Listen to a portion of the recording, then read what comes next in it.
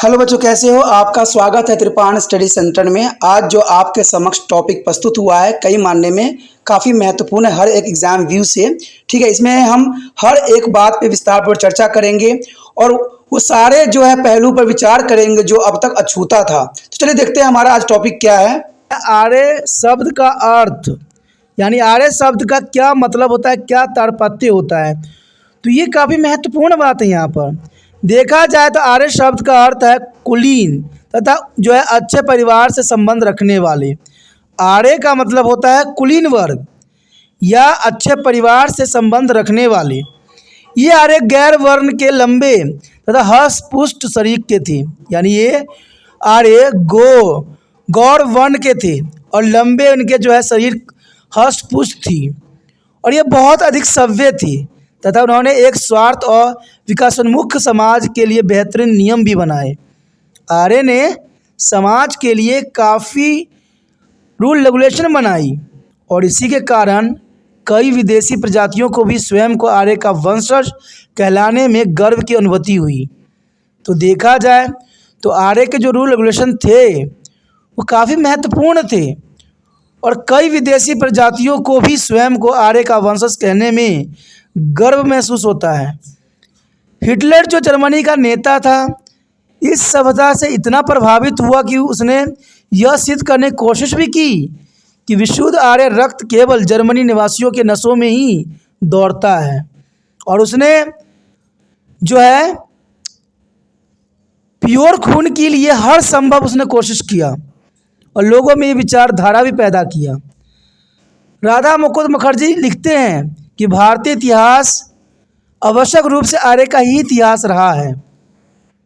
आप समझ सकते हो कि आर्य के जो है रूल रेगुलेशन और उनकी सिस्टमैटिक से हिटलर भी प्रभावित हुआ और अपने आप को जो है वो आर्य के वंशज सिद्ध करने में लगा हुआ और उसके अपने रक्त को जो है आर्य रक्त के रूप में जो है प्रूफ करने की कोशिश किया। तो ये बहुत बड़ी बात आती है। उसके पश्चात आता है आर्यों का मूल निवास स्थल। देखिए, इतिहासकारों में आर्यों के मूल स्थान के विषय में कई मत हैं, सबके अपने विचारधारा हैं। कुछ विद्वानों का यह मानना है कि उनका निवास स्थान मध्य एशिया है और अन्य विद्वान जैसे बाल गंगाधर तिलक मानते हैं कि आर्य अंटार्कटिका क्षेत्र से आए थे। अंटार्कटिका क्षेत्र को जो है बाल गंगाधर तिलक मानते हैं। कुछ इतिहासकार का मानना है कि आर्य कहीं बाहर से नहीं आए थे बल्कि वे पंजाब के निवासी थे, यानी देखा जाए पंजाब के सब सिंधु क्षेत्र में रहते थे। बस कुछ का कहना है कि वे तिब्बत के निवासी थे। सर्वमान्य विचार यह है कि आर्य कैस्पियन सागर के निकट मध्य एशिया में रहते थे और इस क्षेत्र को अब रूसी तुर्किस्तान कहते हैं।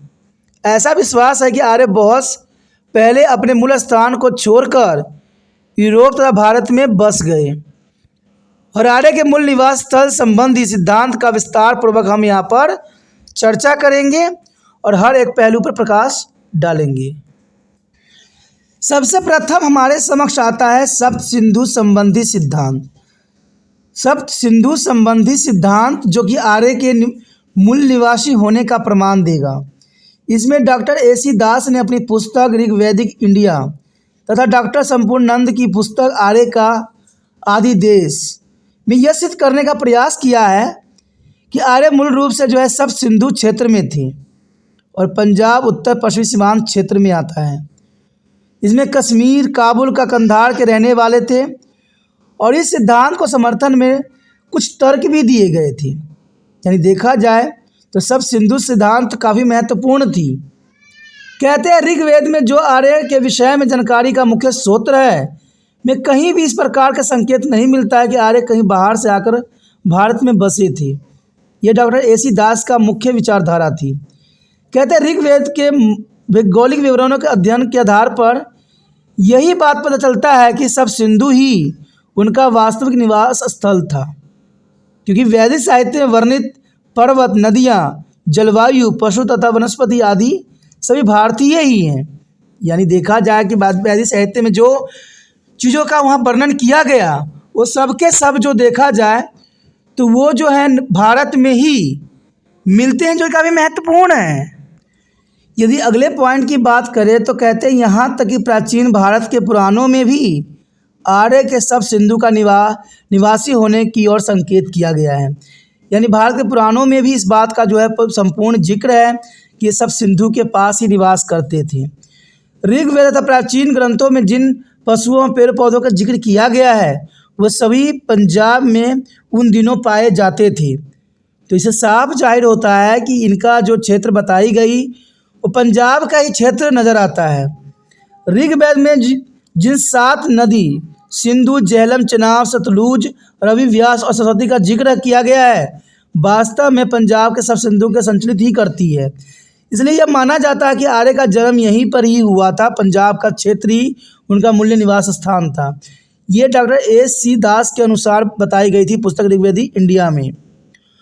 और ऋग्वेद में यह भी उल्लेख है कि आर्य का मुख्य भोजन गेहूँ, जौ तथा चावल आदि थे और ये सभी वस्तुएं सब सिंधु के क्षेत्र में बहुत अधिक मात्रा में होती है। तो ये काफ़ी महत्वपूर्ण बात है।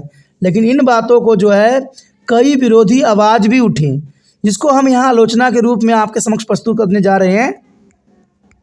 तो आलोचना के अंतर्गत देखिए तो काफ़ी महत्वपूर्ण पहला तर्क तो यही है कि आर्य को बर्फ़ के बारे में जानकारी थी जबकि पंजाब गर्म प्रदेशों में से आता है। अब ये बात जो है आलोचना के अंतर्गत देखी जाती है कि आर्य को बर्फ़ के बारे में जानकारी थी और पंजाब क्षेत्र जो है गर्म क्षेत्र है। यदि वह सब सिंधु के रहने वाले थे तो उन्हें उपजाऊ क्षेत्र से दूसरे स्थान पर प्रवास करने की क्या आवश्यकता थी। ये भी बहुत बड़ा सवाल उठाता है कि जब सब सिंधु के क्षेत्र में थे वो तो उनको माइग्रेशन करने की क्यों ज़रूरत पड़ी। क्योंकि देखा जाए तो सब सिंधु के क्षेत्र जो है काफ़ी उपजाऊ है और जब क्षेत्र उपजाऊ थे तो दूसरे क्षेत्र में ये क्यों गए, क्यों प्रवास किए, ये बहुत बड़ा प्रश्न चिन्ह है। यहाँ पर देखा जाए यदि आर्यों में यूरोप के विभिन्न क्षेत्रों के प्रवास किए हैं तो भारतीयों तथा यूरोपियों के बीच में कुछ तो समानता होनी चाहिए, लेकिन यूरोप और भारतीयों में कोई समानता नज़र नहीं आती है दूर दूर तक। आर्य आध्यात्मिक थे जबकि यूरोप में भौतिकवाद आदि है। अब ये काफ़ी महत्वपूर्ण बात है कि आर्य जो थे आध्यात्मिक थे लेकिन यूरोप में भौतिकवाद अधिक है। तो ये दोनों जो है बातें मैच नहीं करती है। पंजाब में केंद्रीय स्थिति का स्थान नहीं है। जो हमें सब सिंधु के समय मिली उसमें केंद्रीय स्थिति की बात कही गई, लेकिन पंजाब केंद्रीय स्थिति का स्थान नहीं पाया जाता है। तो ये भी काफ़ी महत्वपूर्ण है। आर्य द्वारा बाघों तथा औकों के पेड़ों का उल्लेख किया गया है जो पंजाब में नहीं पाए जाते हैं। आर्य द्वारा बाघों तथा आकों के जो पेड़ का उल्लेख जो मिली है वो पंजाब में नहीं पाया जाता है। तो हम कैसे कह दें कि जो ये आर्य लोग पंजाब के मूल निवासी थे। तो दोस्तों यहाँ पर डॉक्टर AC दास ने अपनी बातें को तो रखी, लेकिन कई आलोचक ने इसको जो है आलोचना करके इस बात को जो है गलत साबित करने की कोशिश किया। आगे हमारे समक्ष आएगा आर्य का मूल स्थल तिब्बत। अब चलिए देखते हैं इसमें भी क्या बात जो है प्रकाश डाली गई है। उसके पश्चात हमारे समक्ष आता है आर्य का मूल स्थल जो था तिब्बत था। आर्य समाज के स्थापक तथा महान वैदिक विद्वान स्वामी दयानंद ने अपनी पुस्तक सत्यार्थ प्रकाश में यह माना है कि आर्य का मौलिक निवास स्थान तिब्बत था और तिब्बत होने का उन्होंने कई कारण बताए। पहली कारण तो उन्होंने ये बताया कि जनसंख्या के बहुत अधिक बढ़ जाने से इन लोगों के छोटे से देश में रहना मुश्किल हो गया था। अंततः इन लोगों ने नए प्रदेशों की ओर प्रवास किया और फलस्वरूप ये अपने राज्य को पड़ोसी देशों भारत में आए और यहीं पर बस गए। तो ये तो था स्वामी दयानंद के अंतर्गत। कहते हैं उन्होंने एक और बात बताई, क्योंकि ये आर्य सूर्य तथा अग्नि के उपासक थे और वो जरूर ठंडे प्रदेश में रहने वाले थे और यह प्रदेश तिब्बत ही हो सकता है। तो यह अनुमान लगाया गया कि वो सूर्य अग्नि के उपासक थे और सूर्य के उपासक तब लोग बनते हैं जब उस क्षेत्र में ठंडक हो। तो हम सूर्य देव से प्रार्थना करते हैं कि वहाँ पर गर्मी आए। तो हो सकते ये तिब्बत के ही क्षेत्र रहे हों। इसके अलावा जिन पशु पक्षियों तथा पेड़ों की जिक्र हमें ऋग्वेद में हुआ है वो सभी उस समय तिब्बत में पाए जाते थे। तो ये सब बातें महत्वपूर्ण हैं कि जो पशु पक्षियों और पेड़ पौधों का जिक्र हमें मिला है वो सारे के सारे उस समय इन्हीं क्षेत्रों में ही पाए जाते थे। देखा जाए तो F.N. पैटेस्टर ने अपनी पुस्तक प्राचीन भारतीय इतिहास परंपराओं में स्वामी दयानंद के मत में असहमति प्रकट की, लेकिन डॉक्टर संपूर्णानंद इससे असहमत हैं। उनका यह मानना है कि सूर्य तथा आग की पूजा करने का अर्थ यह आवश्यक नहीं है कि वह ठंडे प्रदेश में निवासी थे।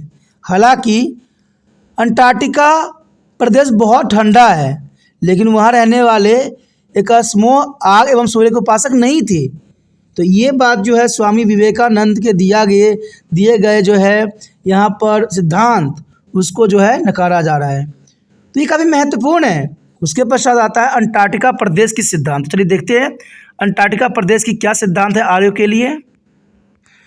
उसके पश्चात हमारे समक्ष आता है अंटार्कटिका प्रदेश सिद्धांत। कहते हैं महान विद्वान तथा लोकप्रिय नेता लोकमान्य बाल गंगाधर तिलक ने अपनी पुस्तक आर्य का आदि देश में यह प्रतिपादित किया है कि अंटार्कटिका प्रदेश या उत्तर ध्रुव के आर्यों का मूल स्थान था और वो वहाँ से विश्व के विभिन्न भागों में प्रवास किए। उन्होंने अपने इस विचार को ऋग्वेद में वर्णित प्राकृतिक दृश्य पर आधारित किया। ऋग्वेद में यह लिखा है कि आर्य के मूल निवास स्थल बहुत ही, देखा जाए तो बहुत ही ठंड पड़ती थी वहाँ पर, और वहाँ 6 महीने का दिन तथा 6 महीने रात होती थी। और भारत में भी सुमेरिया प्रदेश ठंड पड़ती थी और वहाँ 6 महीने का दिन और 6 महीने का रात होती थी। तो महाभारत में भी सुमेरिया प्रदेश का उल्लेख है, जहाँ 6 महीने रात होने के बारे में भी कहा गया है। और ऐसा प्रदेश केवल अंटार्कटिका प्रदेश में ही हो सकता है। जब यह प्रदेश बहुत अधिक शीत एवं बर्फ से ढका जाता है तो वहाँ की वनस्पति एवं जानवर नष्ट हो जाते थे, और इसलिए लोगों ने इस स्थान को छोड़कर मध्य एशिया आना पड़ा, और फिर यहाँ से और आगे ये ईरान और भारत पहुँचे। ईरानियों के पुस्तक जैन अवेस्ता में भी अंटार्कटिका क्षेत्र को ही इसका मूल निवास स्थल माना गया है। तो यहाँ पर देखा जाए तो काफ़ी महत्वपूर्ण बातें यहाँ पर प्रकाश डाली गई है लोकमान्य बाल गंगाधर तिलक के द्वारा, जो जरूरी भी थी। पर कई इतिहासकार तिलक के सिद्धांत से सहमत नहीं हैं, और वह यह तर्क प्रस्तुत करते हैं कि इतने सर्द इलाके के निवासी भारत की भीषण गर्मी नहीं सह सकते थे, क्योंकि आपको पता है इतने ठंड में रहने वाले भारत के इतने भीषण गर्मी को सहन नहीं कर सकते थे। इसके अलावा आर्य ने कहीं भी उत्तर ध्रुव का उल्लेख नहीं किया है। अगर आर्य सच में उत्तरी ध्रुव के निवासी होते तो वो कभी भी सब सिंधु के ईश्वर की धरती कहकर उसकी प्रशंसा न करते। आर्यों ने भी जगह है उत्तरी ध्रुव, मध्य एशिया और भारत में अपने प्रवास का जिक्र नहीं किया है। तो ये बात जो है यहाँ पर लोक कल्याण बाल गंगाधर तिलक की बातों को जो है यहाँ पर इतिहासकारों ने जो है गलत साबित करने की कोशिश किया है। उसके पश्चात हमारे समक्ष आता है ऑस्ट्रो-हैंगोरियन सिद्धांत। ऑस्ट्रो-हैंगोरियन सिद्धांत ये बताता है, इसमें डॉक्टर पी ग्राइस का मानना है कि ऑस्ट्रो-हैंगरी आर्य का मूल निवास स्थान था, और वह यूरोपीय भाषाएं और संस्कृति के मध्य समानता के आधार पर कहते हैं, क्योंकि उनकी जो भाषा थी, संस्कृति थी, उसके आधार पर इन्होंने जो है इसको ऑस्ट्रो-हैंगरियंस के नाम दिया है। दूसरे शब्दों में यूरोप के इन देशों में बोली जाने वाली भाषा तथा आर्य की भाषा के बीच बहुत सारी समानता भी नजर आई है। तो इन कारणों से काफ़ी महत्वपूर्ण बन जाता है यहाँ पर। इससे यह पता चलता है कि इन भाषाओं को बोलने वाले के पूर्वज कभी भी आरंभ में एक साथ रहते होंगे, और यह वही आर्य प्रजाति थी जिसके विभिन्न प्रचालक संसार के विभिन्न देशों में फैल गए। इसमें प्रोफेसर मैकडोनल्ड ने भी डॉक्टर ग्राइस के इस सिद्धांत के इस आधार पर सही ठहराया है कि गाय, घोड़ा, लोहा, ये तीनों चीज़ें ऐसी थी जो मध्य एशिया भी उन दिनों में पाई जाती थी। देखा जाए तो गाय, घोड़ा, लोहा, ये तीनों चीज़ जो थी एशिया के उस मध्य क्षेत्रों में पाया जाता था, जो कि काफ़ी महत्वपूर्ण है। जिस प्राणी व वनस्पति जगत के आर्य परिचित थे वे केवल ठंड क्षेत्र में ही पाए जाती थी, और इस क्षेत्र में विस्तृत मैदान तथा बहुत अधिक मात्रा में घास की उपलब्धता भी थी। आर्य द्वारा अपनाए गए व्यवसायों और कृषि एवं पशुपालन के लिए सर्वथा उपयुक्त थी, और साथ ही ऋग्वेद में इसी प्रकार की प्राकृतिक दृश्य का वर्णन भी मिला है। आर्यों ने इन क्षेत्रों के मध्य एशिया और भारत आए। हो सकता है कि आर्य इन क्षेत्रों के माध्यम से जो है मध्य एशिया और भारत में आए।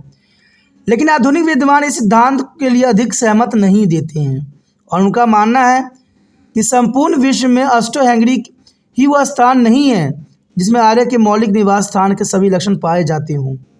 अंत इतिहासकार इस सिद्धांत को भी खारिज कर देते हैं और कुछ इतिहासकार जैसे हेनरिंग का यह विचार है कि दक्षिण रूस आर्य का मूल निवास स्थल रहा हो। कुछ कहते हैं जर्मनी या डेनमार्क आर्य का वास्तविक घर है और कई विद्वान पश्चिमी साइबेरिया की हिंदू यूरोपियों का पालन भी मानते हैं, क्योंकि साइबेरिया की जलवायु बहुत ठंडी होती है। अंततः वहाँ की जनसंख्या को डैन्यूब नदी और निचले ईरान और सऊदी पूर्व की ओर प्रवास करना पड़ा। तो हो सकता है ये संभव हो, लेकिन इस बात को भी नकार दिया गया। उसके पश्चात हमारे समक्ष आता है काफ़ी महत्वपूर्ण यहाँ पर प्रोफेसर मैक्स मुलर, जो एक महान जर्मनी विद्वान थे, जो कि काफ़ी महत्वपूर्ण है। वह अपने भाषाओं के विज्ञान का व्याख्यान में यह संकेत दिया है कि आर्य मूल रूप से मध्य एशिया से थे। मैक्स मुलर कई भाषाओं के विद्वान थे तथा विभिन्न भाषाओं में तुलनात्मक अध्ययन में उन्हें जो है महारत हासिल थी और सभी भाषाओं के बारीकों से किए गए अध्ययन के आधार पर उन्होंने कहा कि भारतीय, रोमन, ग्रीक, जर्मन और अंग्रेजों के पूर्वज कभी एक साथ एक ही स्थान पर रहते थे। और निम्नलिखित तालिका उसको शब्दों का समानता का हमें पता चल जाएगा, जो तालिका हमारे समक्ष है। इस तालिका से ये बात साबित हो जाता है कि क्या आर्य का मूल स्थान था। देखिए इसमें क्या बात है, देखिए संस्कृति, अंग्रेजी, फारसी, लैटिन, जर्मनी, इन भाषाओं को जो है अनुवादित किया गया है। मातृ संस्कृति में कहते हैं, अंग्रेजी में मदर, फारसी में मदर, लैटिन में मटर और जर्मन में मुटर। और पिता को जो है पितृ संस्कृति में, फादर को फादर अंग्रेजी में, फारसी में फीदर, पीदर कहते हैं और लैटिन में पातु और जर्मन में वटन। और संस्कृति में दुहित्र डॉटर, दुहित्र डॉटर अंग्रेजी में और फारसी में दुख्तर और जर्मन में टोक्टर। गौ को संस्कृति में गौ कहते हैं, अंग्रेजी में काऊ और फारसी में गाय। अब देखा जाए तो इन शब्दों में बहुत ही समानताएं नज़र आ रही होगी आपको।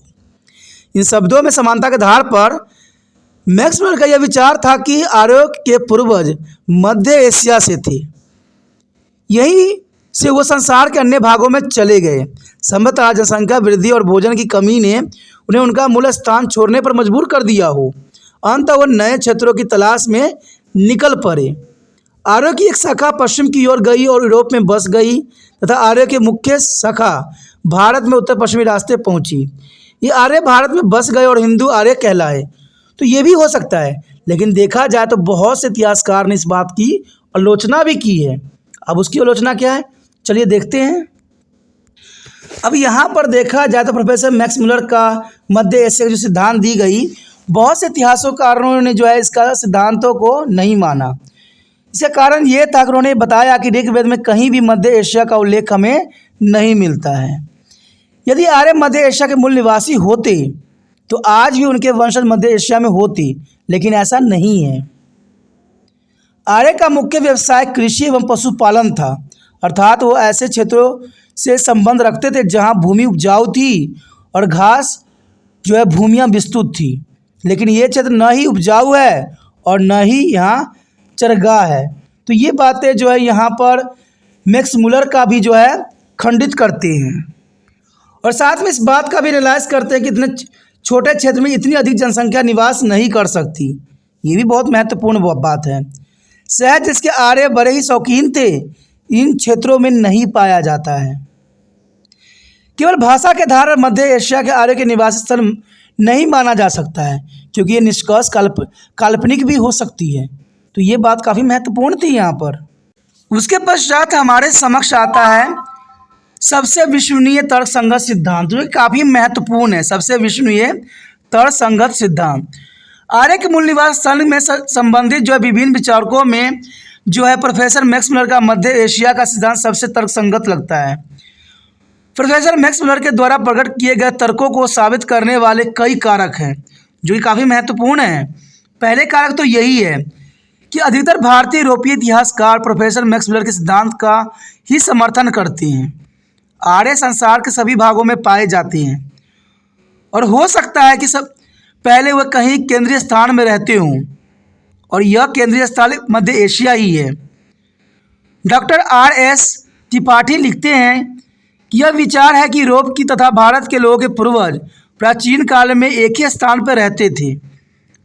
यह अनुचित नहीं है और ये भी सत्य भी हो सकता है कि हो सकता है कि आर्य और भारतीय निवासी एक साथ रहे हों और कुछ कारण बस ये जो है अलग अलग हो गए, और हो सकता है कि सारा संसार एक रहा हो और जो ये पानी के जो विखंडन होते हैं शायद इनके कारण जो द्वीप दूर चलते गए उनकी जो है अलग हो गए।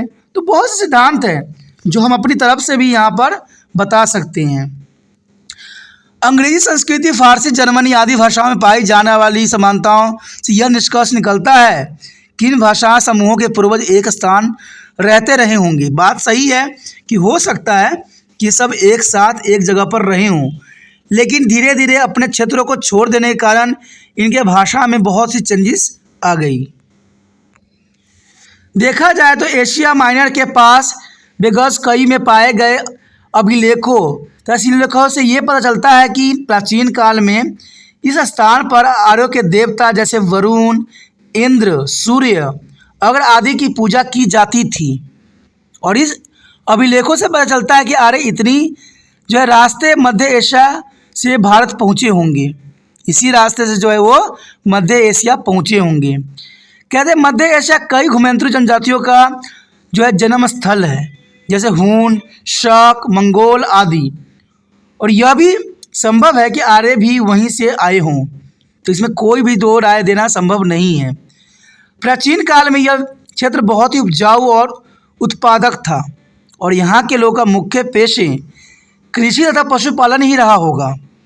मध्य एशिया में पाई जाने वाले विस्तृत घास के मैदान पशुचारण के लिए अनुकूल रहे होंगे और जहाँ उनकी आवश्यकताएं आसानी से पूरी हो सके।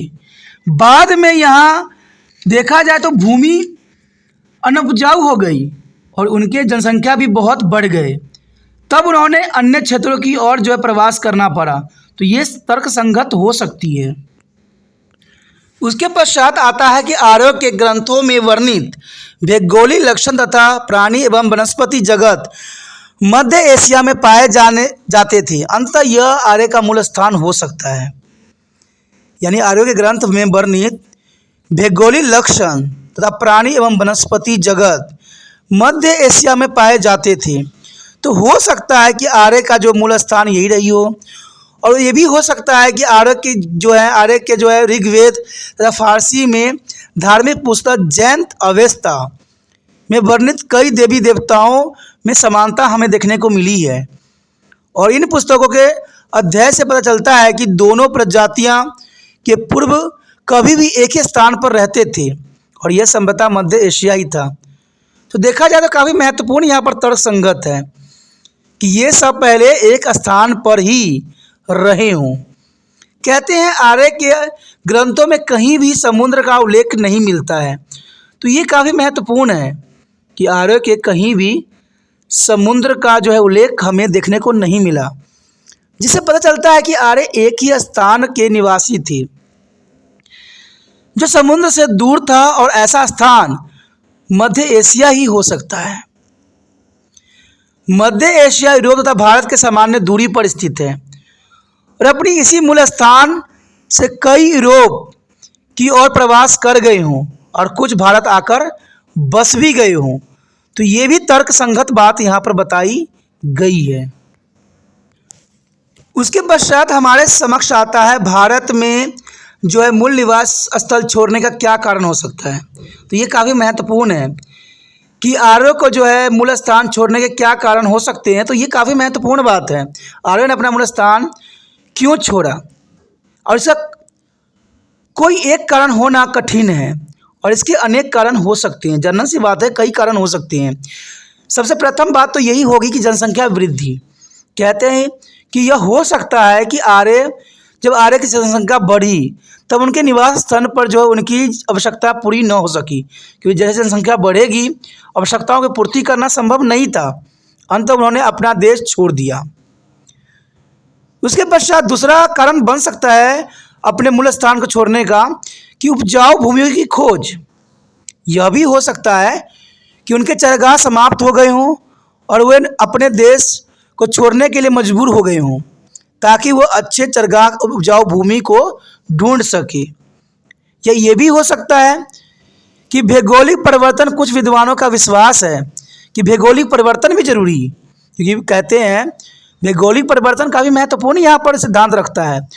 कुछ विद्वानों का विश्वास है कि आर्यों ने अपनी धरती कुछ भौगोलिक परिवर्तन जैसे भूकंप, बाढ़, अकाल आदि के कारण छोड़ी हो, और ये ऐसा ही हुआ है कई सभ्यताओं का जो है विनाश होने के लिए, चाहे हड़प्पा कल्चर क्यों न हो, जिसके बारे में हमने पहले चर्चा कर चुके हैं। ठीक है, तो हो सकता है कि आर्यों का भी यही कुछ हुआ हो, भूकंप, बाढ़, अकाल इन्हीं कारणों से छोड़ा हो। या ये भी हो सकता है आक्रमण। यह भी संभव है कि उन्होंने किसी अन्य जाति के आक्रमण के कारण अपनी मूल भूमि छोड़ दी हो। तो ये काफ़ी महत्वपूर्ण यहाँ पर तर्क संगत है। उसके पश्चात हमारे समक्ष आता है आर्य में भारत के आगमन का प्रसार। ये काफ़ी महत्वपूर्ण है कि भारत में आर्यों का आगमन व प्रसार किस प्रकार की थी। इतिहासकार भारत में आर्यों के आगमन के वर्ष के विषय में एक मत नहीं है, और यह सत्य है कि वह सभी एक साथ एक बार में नहीं आए हैं, बल्कि उनके अलग अलग समूह अलग अलग समय पर आकर भारत में बसे हैं। बाल गंगाधर तिलक के अनुसार वो भारत में 6000 ईसा पूर्व के लगभग आए। ये बाल गंगाधर तिलक के अपना मत है कि ये 6000 ईसा पूर्व के जो है भारत में आए। कहते हैं विंटन रीनिस के अनुसार वे 5000 ईसा पूर्व में भारत आए। जैकोबी इसे जो है 4500 ईसा पूर्व यानी 4500 ईसा पूर्व मानते हैं, जबकि डॉक्टर राधा कुमुद मुखर्जी का विचार है कि ये 2500 ईसा में भारत आकर बसे थे। अधिकतर इतिहासकार का मानना है कि उनके भारत आगमन का काल 1500 ईसा पूर्व से लेकर 1000 ईसा पूर्व था।